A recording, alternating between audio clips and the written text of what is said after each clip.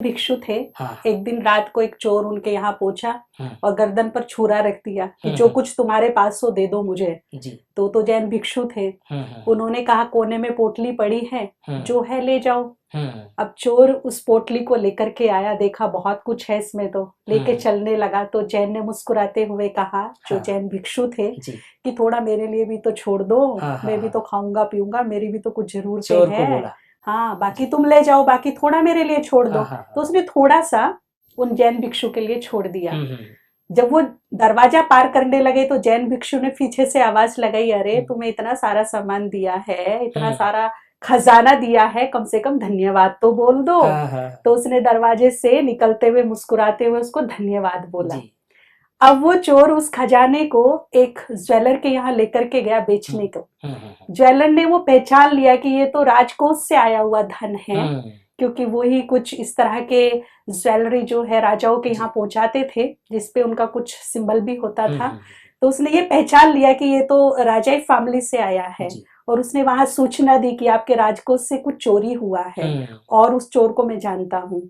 तो राजा ने उसे अरेस्ट किया, चोर को, और कहा कि तुम्हारा इतना दुस्साहस कि तुम मेरे राजकोष से धन चोरी कर लो, तुम्हारा इतना दुस्साहस, तुम्हें सीधा मृत्यु दंड दिया जाएगा।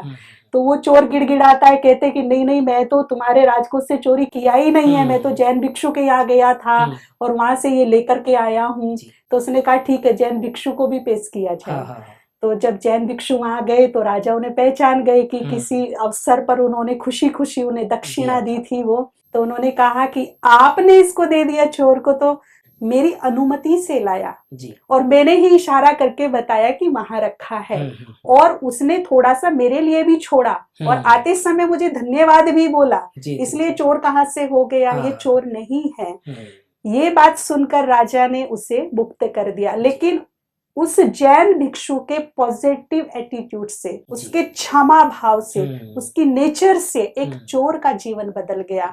उसी दिन से वो चोर उस जैन भिक्षु का परम शिष्य बन गया, और इतना उसने प्रचार प्रसार किया ज्ञान का, अध्यात्म का, कि वो आज रोल मॉडल के नाम से जाने जाते हैं।